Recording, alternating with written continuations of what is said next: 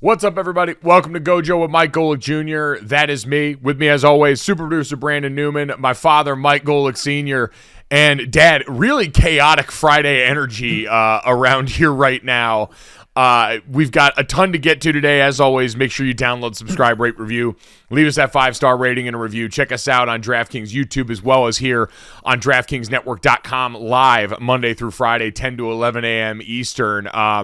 Plenty of normal things to get to. The world of Damian Lillard continues to turn very publicly right now. Some comments from his agent starting to try and direct traffic in these negotiations. Yeah. Taylor Swift dropped the re-record of Speak Now last night, and I have some thoughts, which I'm sure you're interested in. And as we're coming on air here, Dad mumbles to us, have you guys heard of Threads and Blue Sky and all this stuff going on right now? So we'll have to take Dad's temperature and appetite for another social media. But Dad, we've got Summer League getting started tonight in the NBA. And you mentioned everyone's legitimately excited, I think. I don't normally watch a ton of Summer League basketball, but I'm 100% going to tune in because we've got two of the bright young stars getting ready to go against each other tonight. Victor Wembanyama from the Spurs, and then you're going to have Brandon Miller from the Charlotte Hornets going against each other in Summer League tonight. Two of the top three picks, lottery picks in the NBA draft. These guys went 1 and 2. Brandon Miller, we all got to know at Alabama during his time in college. Obviously, there was some controversy around his time there with some off-the-court things that he was involved in. And then Victor Wembanyama, the most heralded prospect since LeBron James, a guy who, conversely, we haven't seen a ton of besides highlights and things that have made it to the pre-draft process. That's very exciting. And I'm sure for you, Dad, like, again, this far into your career, I'm sure you haven't watched a ton of Summer League, but this seems like a legitimate draw for this time of year, does it not? So, as I had mentioned earlier, we had seen the G League kind of open up a little bit, or the Summer League, open up a little bit with Lonzo Ball, really because of his dad being on every show in the world, talking about how great his kids were going to be. And, oh, by the way, he hit it pretty well on two of them. Now, Lonzo's got the knee issue going on right now, but you started watching him there a little bit. And then, obviously, with Zion, that was huge to see this guy, the anticipation of the start of his career, which has been nothing but a thud at this point. So, yeah, every now and then you get that guy. In this case, you get a bit of a matchup, though Brandon Miller's already played in a game, and basically the thought coming from that was you'd like to see him be more aggressive. Now, it's just the beginning of it. He was just talking about how happy he was wearing an NBA uniform. So, let these young guys, they're all 19, basically, 19 and 20, let them grow into it a little bit. So I'm ecstatic to watch Wembanyama play, just to see it. We've seen all the highlights, right? But now to watch him in a game, go up and down the court, watch him away from the ball, instead of just seeing, his floater threes, or what he does to block shots or in the paint. I'm looking forward to watching that. And you're getting the 1 and 2 pick, basically against one another. And that's what you want. You see picks like this. You want those top picks to be instant, hits on your NBA team when the season starts, instant contributors, if not, bordering on great players right out of the gate. You never know what's going to happen. So this is kind of a nice first meeting with these two, the 1 and 2 pick going against one another, to see where it's going to go. But how can you not be fascinated at the number 1 pick in the draft, who's 7'5", to watch this guy play basketball? Well, I agree with you, Dad, and that would be incredibly interesting and enough of a draw on its own, but unfortunately, Vegas had other plans for us, and we, instead of getting a headline about this game, we got the headline that 1,000 monkeys in a room full of typewriters could have never come up with in their entire lives, which involves a controversy surrounding Victor Wembanyama's security, which might also have been San Antonio Spurs team security, apparently in an altercation with Britney Spears. Dad, if there was ever a moment that was going to drive home Victor Wembanyama's, one, understanding of the United States and what being a celebrity over here entails, and two, why he would be so excited even more to go to a place like San Antonio where he's not going to have to deal with any of this, it was this entire experience. So Victor Wembanyama said on Thursday that he believes Britney Spears grabbed him from behind as he was walking into a restaurant at Las Vegas casino, and that the security detail he was with pushed the pop star away. Now,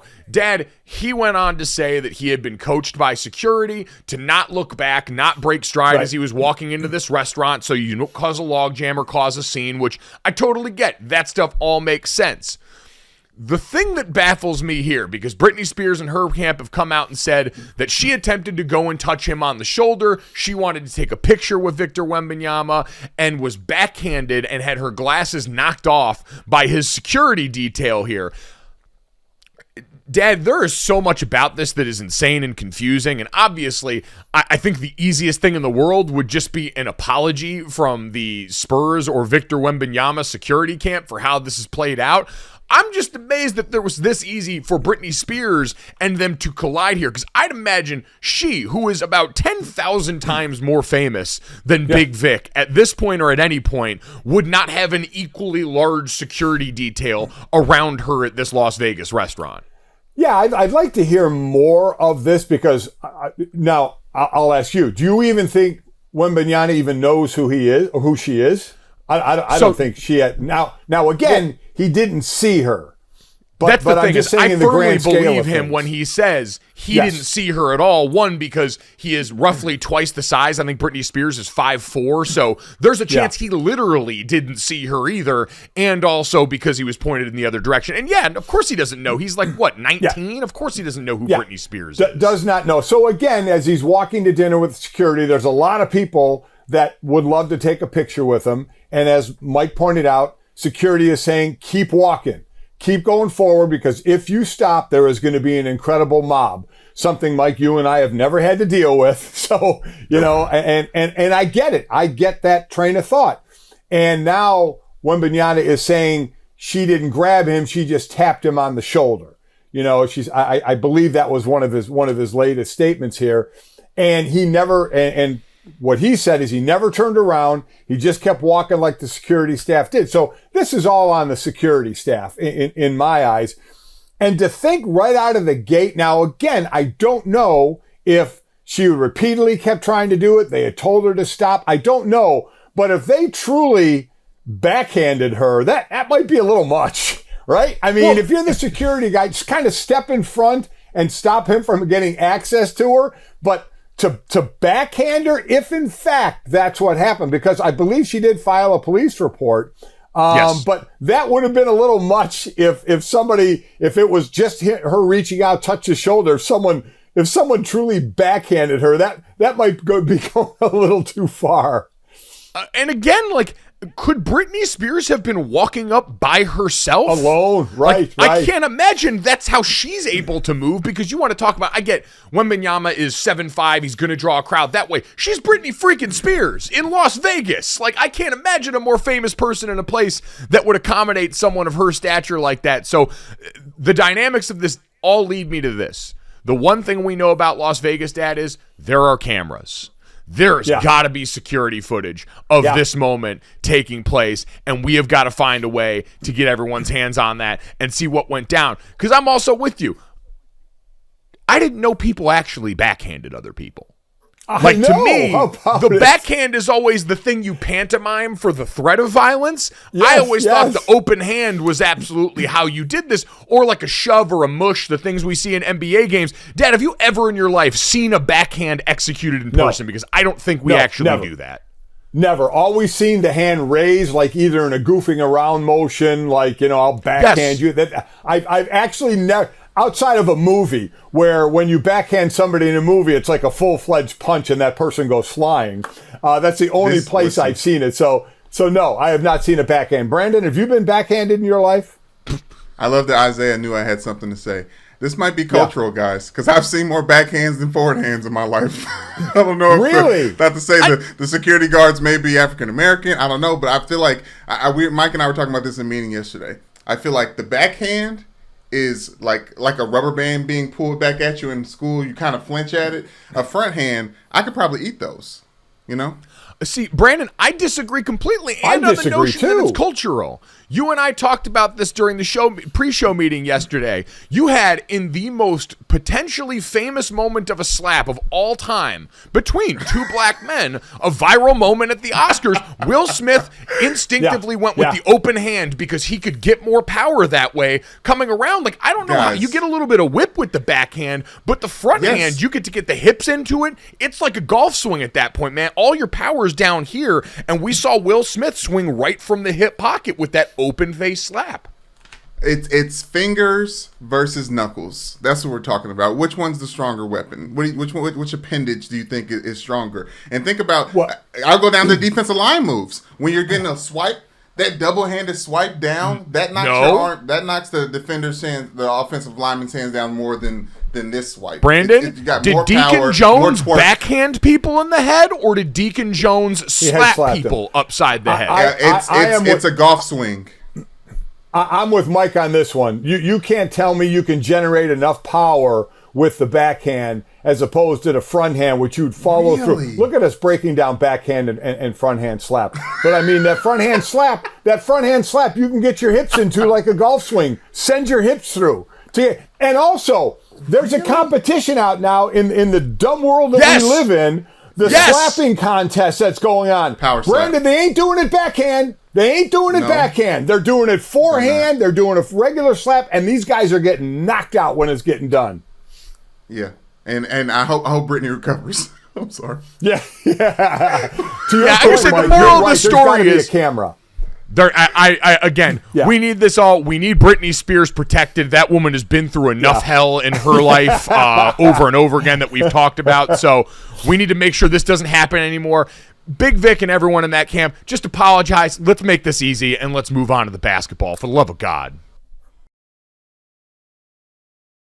Man, so yesterday we had Britney Spears trending because of this. I saw Jessica Simpson trending for reasons I did not know, so that was a bit of a blast to my brain. And then on top of all of this, Dad, we had celebrity dating rumors involving Tom Brady and Kim Kardashian coming off of that white party that was held the other weekend at Michael Rubin's place, which, first off, there is nothing more dangerous or perilous in my mind than the thought of a party where everyone has to wear white. Do people eat? Do people drink? Like, I don't know how you're supposed to get through that. I'd like to know what, I guarantee you, like, barbecue food wasn't there. I mean, I'd like to know what kind of food, right, that you're bringing in for that. Okay, let's talk menu. We're having everybody wear white. Let's talk menu. I mean, you really do have to be careful. Plus, I'd imagine at this type of party with the people that are there, unlike us, you and I, Mike, where we would walk in and immediately see what's the food situation, I'd imagine a lot of these people, it's more like just to be seen and not too concerned about eating food. But that's a great point. You spill one time, you're screwed for the night, right? You're done. You're done. Like, does the party have a room full of backup shirts for people? Because for a lot of the guys, it's easier. You're just wearing like a white shirt or something like that. The women, it's a little more involved because some of the dresses are pretty ornate. But like, I genuinely had a curiosity about that because it seems like Michael Rubin's doing this again at Summer League now. I saw out in Vegas that he's got another party he's lining up. I don't know when he decided to become the new white party guy. I know that was P. Diddy for years, but it's amazing to see that. But yeah, the Tom Brady, Kim Kardashian rumors, which, Dad, I'm weirdly kind of like rooting for them. I kind of want this to be a thing, and I don't know why. There is, my saying has always been, no way on God's green earth.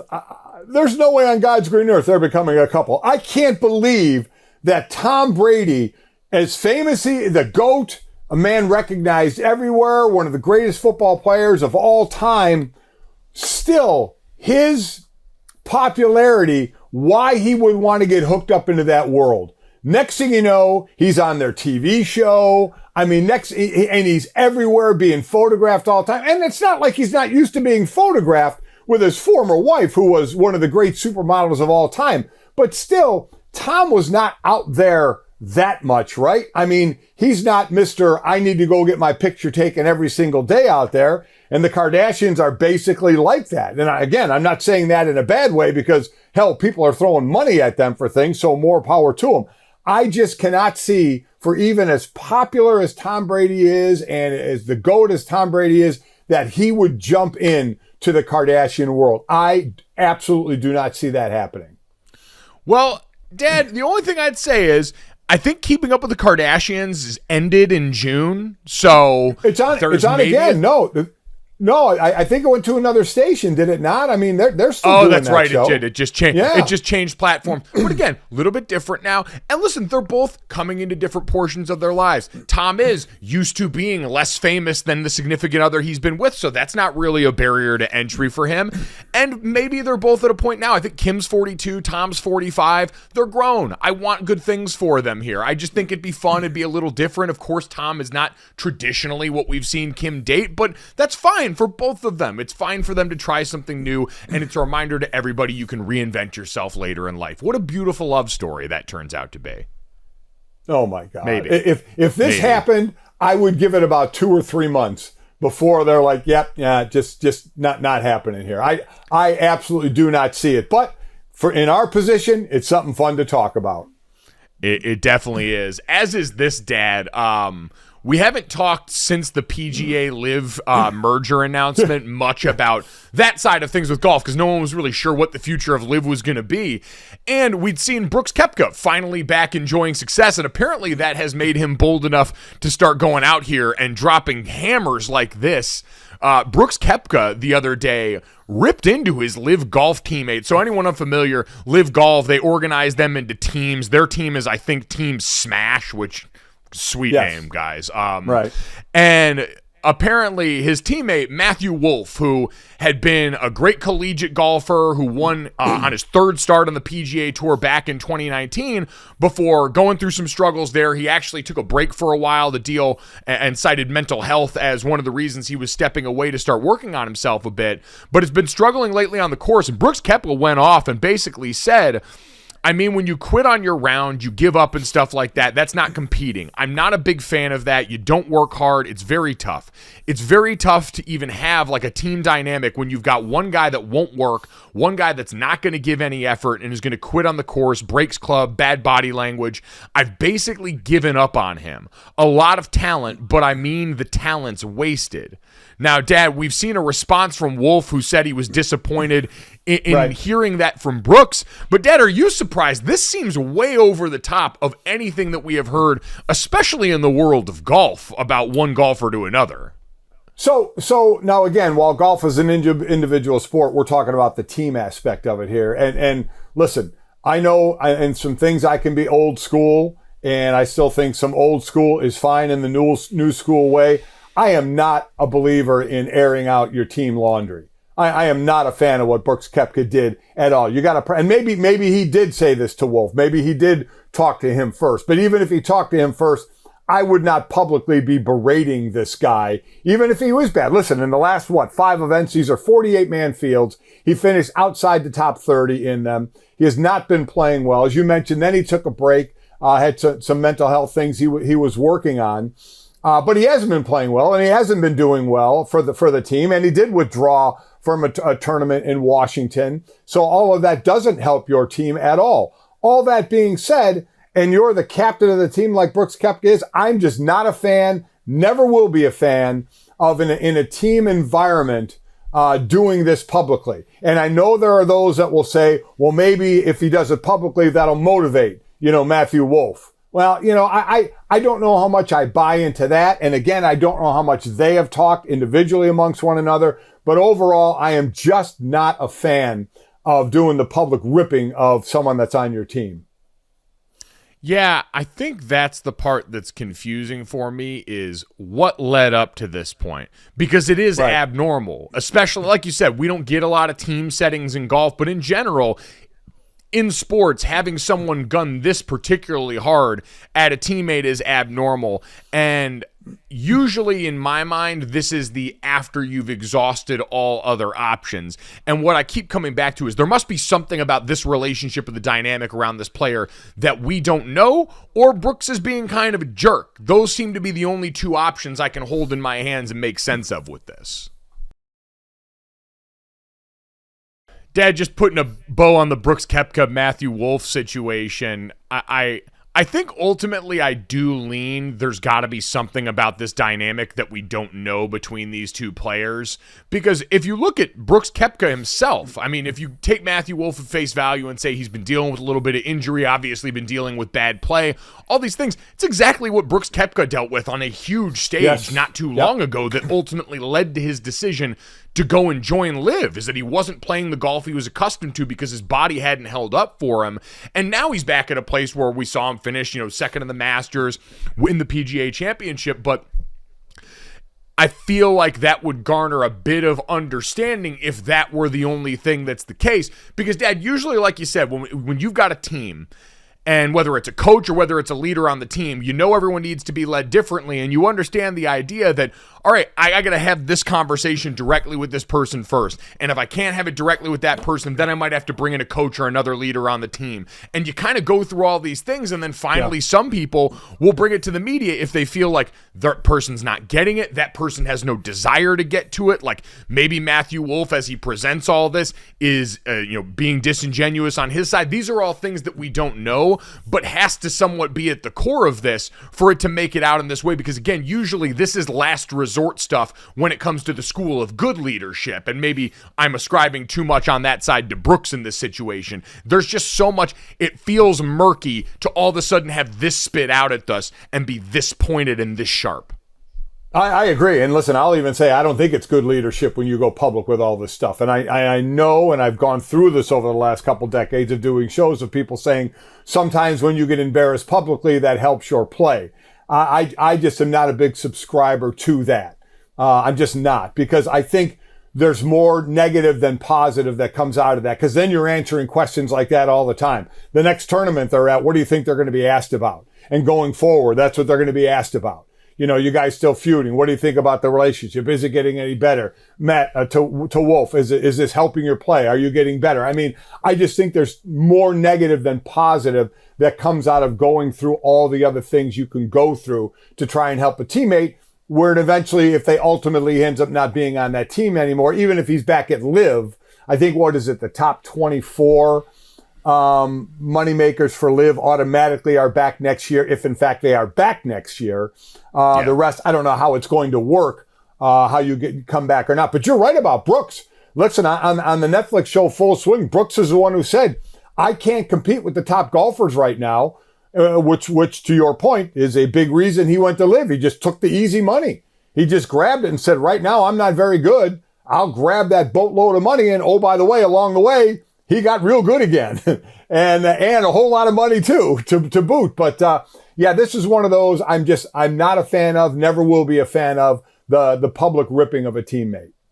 Yeah, I guess there must be something personal in this, because in sports in general, conflict can get you results. Like, to your point, I saw Landon Dickerson was on New Heights with Jason Kelce, his teammate with the Eagles, Lane Johnson we had him the other day, all in that offensive line room. And Landon Dickerson told the story about when he was a young player in his first or second year, he's still early in his career, playing next to Jason Kelce in a game. And he said they were trying to execute a combination block together, and Landon was messing it up, and said Jason came over to the sideline and ripped him up and down for a minute and told him how bad he had done it and was dog cussing him. And then Landon Dickerson is sitting there and he's like, all right, well, I better not do it that way the next time. And Jeff Stoutland, their offensive line coach, was also there, and he goes, but the next time we got to that moment in a game situation, you executed it perfectly. And Stoutland's point was, I don't know if we get there as fast without it being that friction of a moment there. And we know Jason Kelce definitely runs hot, but Dad, sometimes the love language of competitive sports, and I've always said of football, is when you can have tough conversations quickly built on trust, you can get to results like that a lot faster in general. I completely agree, and this is nowhere near that situation, because Jason Kelce didn't do it at a microphone in front of his face. That's what I mean. This took place behind closed doors, yeah. Exactly. So, I mean, that's the way to handle the business. Again, that's just my opinion. I know some people differ, but that's the way you handle it. If you need to jump in someone's grill, then you jump in someone's grill, and you see how they react. I just don't think you do it with a microphone in your hand. No, I would agree. let's get to some other news that's been taking place anywhere but inside the locker room or behind closed doors right now, as the Damian Lillard drama continues to spill over into the public. We will get to that in just a second, but Dad, do have to remind everyone that as we are getting on into summer right now, I am pumped, by the way. I moved to Southern California last year with the expectation that every day would be summer, and I apparently brought the worst weather that this state and this particular area have seen in quite some time. It's finally sunny out right now. It's incredible, and that means it's sunglasses time, and that means we got to talk to you about our friends at Knockaround here, because as the summer is get going, you need great shades that you're not going to have to worry about and not going to have to baby. Knockaround has this quality sunglasses that are your go-to. Great polarized shades that aren't going to break the bank, aren't going to lighten your wallet too much. And as we get ready for Major League Baseball All-Star, you can dip in. They just released their first 9 teams of their official Major League Baseball collection. You've got the Red Sox and Yankees, the Mariners, who are hosting this year, got a great pair of shades, as well as the official U.S. women's soccer team sunglasses. So as you're getting ready to go and chant USA in a bar somewhere, you can add a little bit extra spice to that game day outfit for the big matches. So don't be the one squinting to the sun or worried about getting their overpriced sunglasses all bent out of shape. Go to knockaround.com for great looking polarized shades starting at just $28. Dad, going to cost a lot more than $28 to get Dame Lillard. So we've seen now, as Damian Lillard made it clear, wanted to trade from Portland. According to sources, wants to play for the Miami Heat. That whole one team, one trade thing doesn't usually work out, especially if you're Joe Cronin, the GM of the Portland Trail Blazers, trying to maximize the return for the greatest chip that your franchise has had in the modern era. And Dad, we saw this. I want to play this sound from Marc J. Spears, ESPN NBA insider, who was on, I believe, NBA Today the other day. As we've seen and heard a lot, and people are probably getting to know the name Aaron Goodwin a lot more than they've known a player agent outside of Rich Paul in quite some time, as he has taken to sort of canvassing the NBA right now, telling teams, don't trade for Damian Lillard, because if you do, you're going to get a disgruntled superstar. He only wants to be in Miami. He is not going to come and play for any of the teams that you want him to be on right now. This is the latest, though, heading into this weekend from Marc J. Spears as he talked to Aaron Goodwin the other day. Just before the show, I talked to Aaron Goodwin, Damian Lillard's agent, and he said that he and Portland Trail Blazers general manager Joe Cronin had a really good discussion today, and that adds obviously on top of Woj's great report. Aaron is hopeful that over the next couple days in Las Vegas, where everybody will be, that the Miami Heat, the Portland Trail Blazers will get in the room, hopefully hash something out. Dad, how much do you buy that notion of Damian Lillard being positioned to other teams, non-Miami Heat teams, as a guy that's not going to show up and be a model citizen for you if you try and do this, that threat? How do you think that works? So we certainly don't know if that's true or not, if he would actually act that way. But I'll say this. His agent is doing exactly what he should be doing. The agent, remember, works for the player. What does the player want? The player wants to go to Miami. So it's the agent's job to try and get him to Miami. However that's done. And if that's done by saying, if you're one of the other teams in the NBA, don't even think about it. You will get an unhappy, disgruntled guy that doesn't want to play for you. But he doesn't have a no trade clause. And that's probably a reason there's not a lot of no trade clauses in the league. There was one. It was Bradley Beal, right? Because the superstars, of which one Damian Lillard is, a lot of times get their way. You know, if they want to go somewhere and be somewhere, we've seen other players dictate where they want to go, and they get there. So that could be one of the reasons there's not a no trade clause. Some of the superstars don't need that. So Damian Lillard's agent, in my opinion, is doing exactly his job. Try to appease my guy's wishes. Portland, they're not his agent. Portland's job is to get the absolute positive best deal that they can. But what the agent is trying to do here is keep the waters outside of Miami nice and fresh and keep the waters amongst every other team poisoned. He's just dropping the poison in that water and saying, don't do it. I'm telling you, don't do it. So the question is, will there be another team to do it? Because Portland's responsibility is to Portland. And if they can get a better deal somewhere else that helps their team, that's exactly what they should do. They don't owe Damian Lillard a pass to whatever team he wants if you get back less than what you could get for him. That's not how business works. So their job is to get the most they can, but have the waters been poisoned enough where another team, that's going to be the big question here.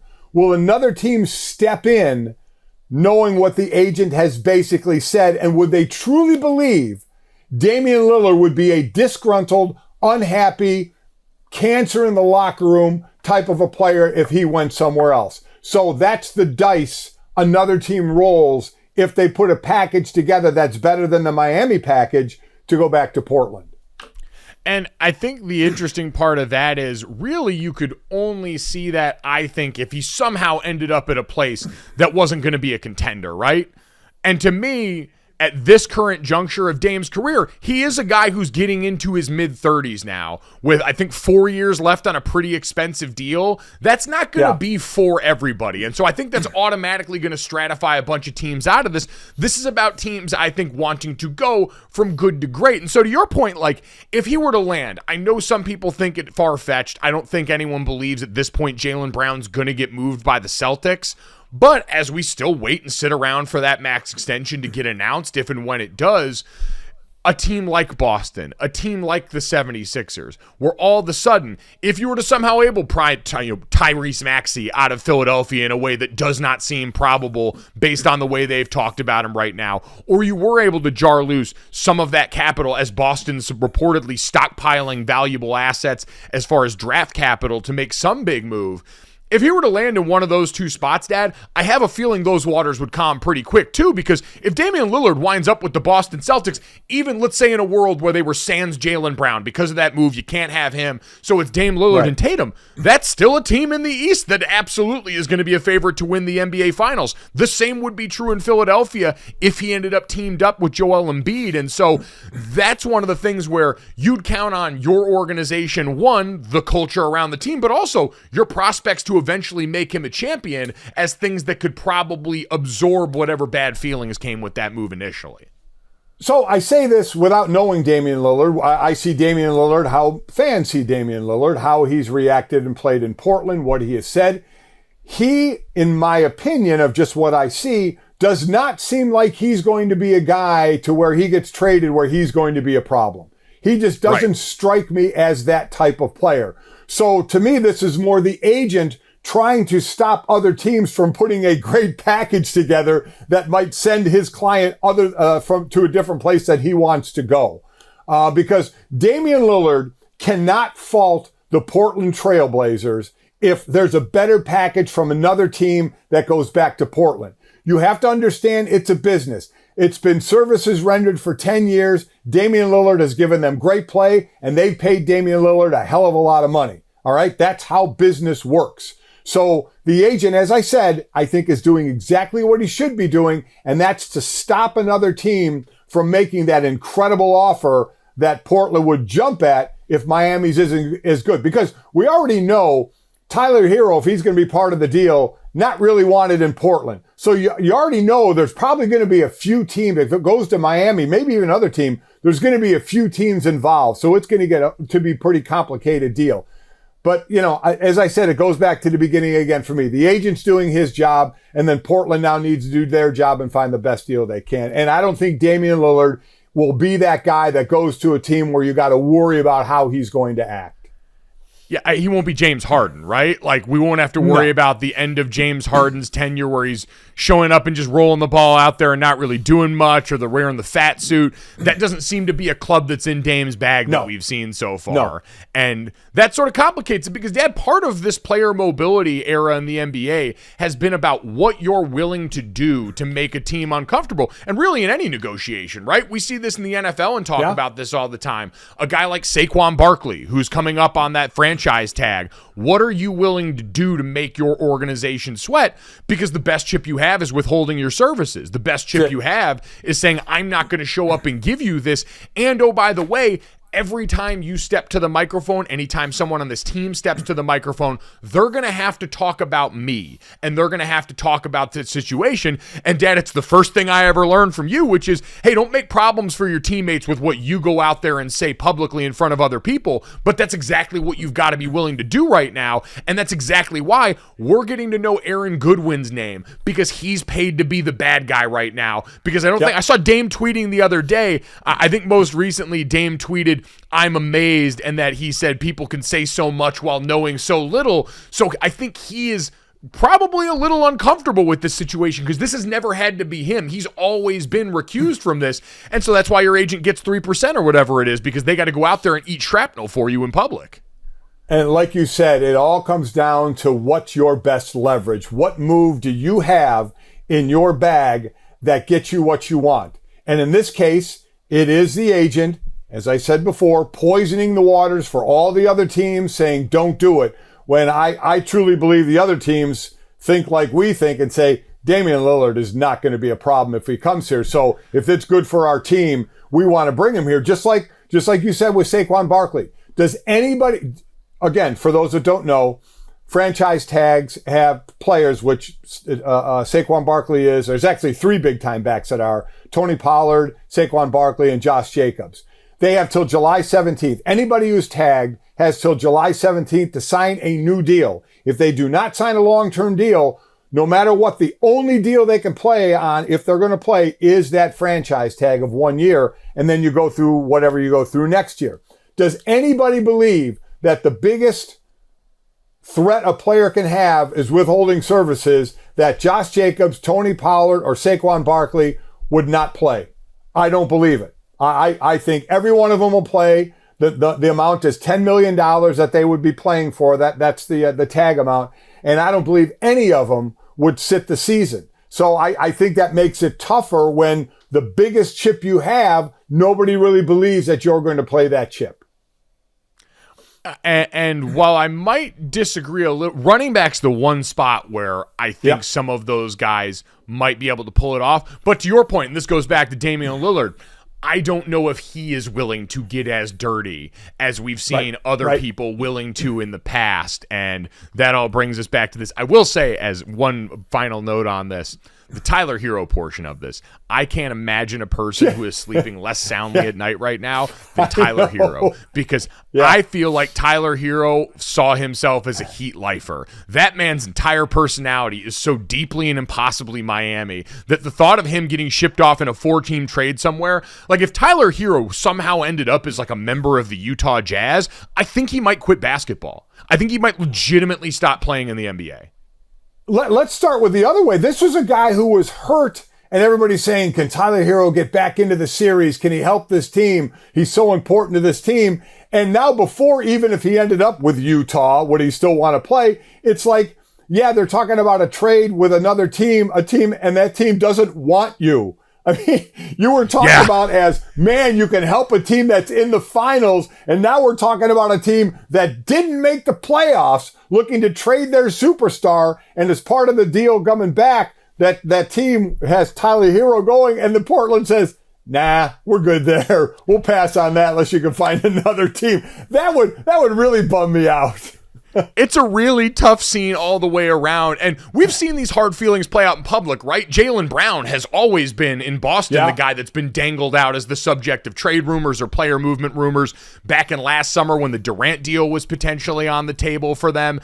And now for Tyler Hero, even if he ends up back in Miami, you know you were the guy that they dangled out there. The money is going to keep you playing the way that you have, self-preservation and all these things. But man, there is nothing that drives home the for who, for what portion of this is a business, like you said, on the other side, than that reminder that the team will also cut bait and bail on you as quickly as possible if it can benefit them in some other way. And so, going back to Jaylen Brown, get every cent they possibly owe you. Do not take a bit less in all of this, because they will get rid of you, and they've tried to before.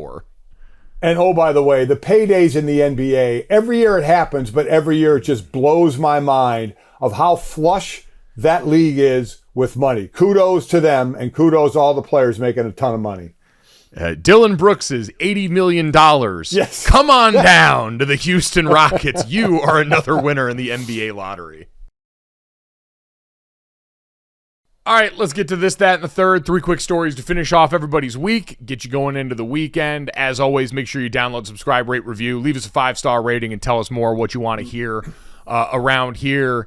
And, Dad, let's start off with this. Corey Dillon, in an interview published in The Athletic, was big mad about the Cincinnati Bengals Ring of Honor selection process.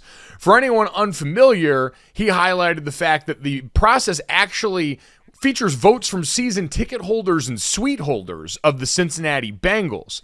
Corey Dillon said, quote, "This ain't a popularity contest. This is football. You're going to put somebody in who's more popular than somebody who's got stats. The Bengals are smart. I give it to them. We will put it in the hands of season ticket holders so they don't have to take the backlash. That's BS. That bleep should come straight from the team. Half these season ticket holders are people that have never even seen half of us play." Dad, how right is Corey Dillon? Because I don't think it's a matter of right or wrong. It's just how right. Oh, he's absolutely right. I mean, you look at the Ring of Honor right now. I remember being there when they inducted the first group, which involved Anthony Munoz and Ken Riley, I believe, and Paul Brown. Since then, Willie Anderson, Isaac Curtis have been put in there as well, and they're voting on a couple of more. I agree with him. Now it's a popularity contest. I agree. I see what the team is doing. They're letting the people that spend big bucks with them, season ticket holders and suite holders, have a say to make them feel good. So I get it from their side. But now it's a popularity contest where some of these people that own this and are voting don't know of some of the guys who played back in the day a little bit or know a lot about them. It's just going to be at their most favorite one.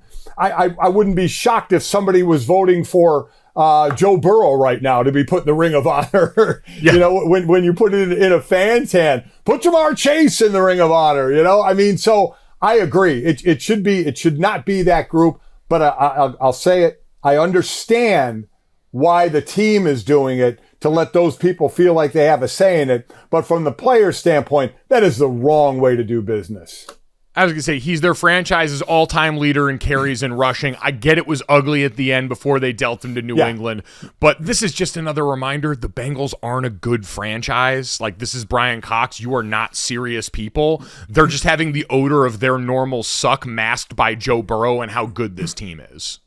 So I'll quickly say the biggest ridiculousness of any Ring of Honor for any team in any sport is the fact that Jimmy Johnson is not in the Ring of Honor for the Dallas Cowboys because Jerry Jones doesn't like him because Jimmy Johnson got all the credit for the Super Bowls and Jerry didn't get enough credit. And so Jimmy Johnson's not in the Ring of Honor. It's the biggest joke. It's laughable. And it's really a black mark against Jerry Jones for his I don't know what the word is, against Jimmy Johnson to not have him in there. And I know Jimmy will eventually get in there. I do understand that, but it is an absolute joke that he's not there. I mean, he'll get in when Jerry dies, maybe. That's about all that we have at this point. But, petty to say the least, Dad. Let's get to that, though, and even more petty. What happens when you're one billionaire in an argument and about to be in a fight, potentially, on pay-per-view with another billionaire? You create a rival social media app to try and upset the apple cart. Mark Zuckerberg, the head of Facebook or Meta now, whatever it is, and their recently debuted social media app Threads have completely stomped onto the scene in social media, downloaded more than 30 times in 16 hours as a rival to Twitter. I think Twitter is now getting prepared to sue them for reasons about being too similar and making Elon Musk really uncomfortable. But Dad, the question on everyone's minds are, when are you going to join Threads right now? Have you joined Threads already, unbeknownst to me? What's your status here? Well, I can't wait to start a thread on Threads. I mean, that's what I'm looking forward to, there we right? Go. I'm sure that's a joke that's been done already. But they're on pace for 100 million people in 2 months, which is pretty impressive. So you're going to have to tell me what it's about and show me what I need to do. Like this other one is Blue Sky, but don't you have to be invited for that? Which I think you've been invited for that. I just started reading about that as well. But just to go on with the Elon Musk and Zuckerberg kind of feud, I really do hope they get in the ring. I think that would just be so laughable. But pretty wild. You had to figure at some point the way some people are just disgusted with what Elon Musk has been doing with Twitter, that something else was going to come about and have an option for other people. Yeah, the quality's been slipping for a while at Twitter, and someone finally stepped in. And listen, you've got all the backing of Instagram. It's tied to that Threads, and it makes it a lot easier on people to make the transition over. Dad, the bottom line is I really don't know what's going to happen. There are too many social medias right now. It's exhausting, and I am just hedging my bets. I'm going to be with Twitter until the site implodes and is erased from the earth. And when it happens, I've basically planted a bunch of little seeds around on these other sites to see where we all wind up. Because the bottom line is we've made it clear we got to be somewhere. We can't go back to having nothing else to go and sit and watch things communally together or talk about nonsense together. We're that addicted, and so we're all just sitting around waiting to figure out which of these is going to win the Twitter and social media Hunger Games. So should I be joining Threads, and do you think I can get an invite off your coattails to Blue Sky? Dad, I can hook you up with the Blue Sky invite. We're going to get you locked in on Threads, and you're going to be able to do the same thing that you always have done, which is quote tweet people then go to bat in the comments for friends of ours in the media industry. Yep. It's wonderful. That's it. Please never change. Please never change. Never will.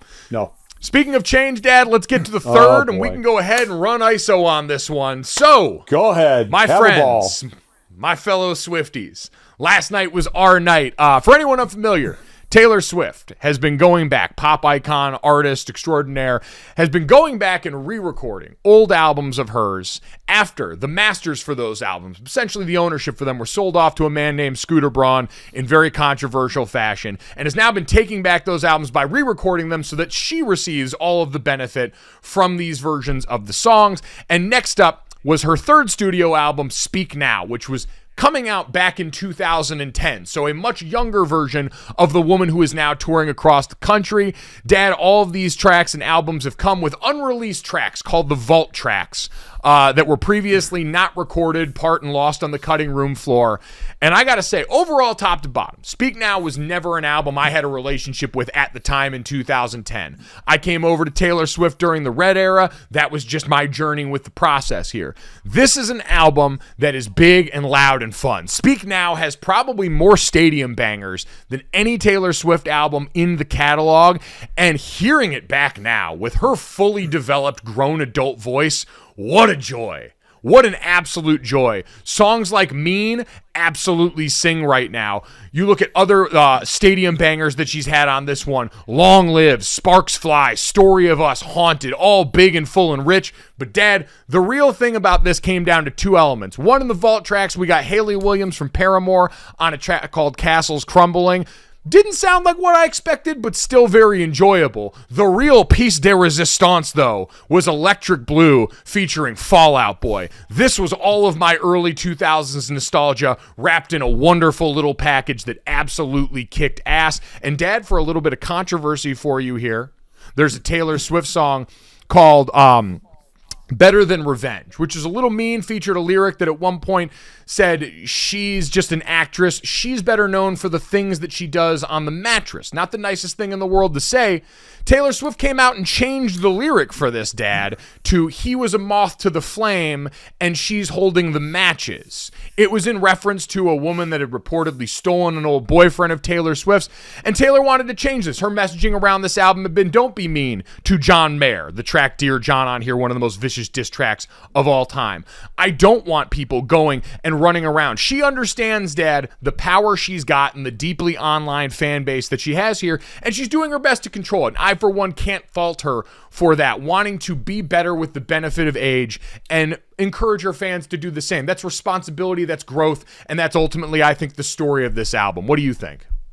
I agree with everything you say and really can't add any more to that because I think you've said it all. Well done. Whatever the hell you just said. What happened? I blacked out. If you understood any of that, download, subscribe, rate, and review. Leave us a 5-star rating. Have a great weekend. We'll talk to you Monday. Go. Boom. Money in the bank.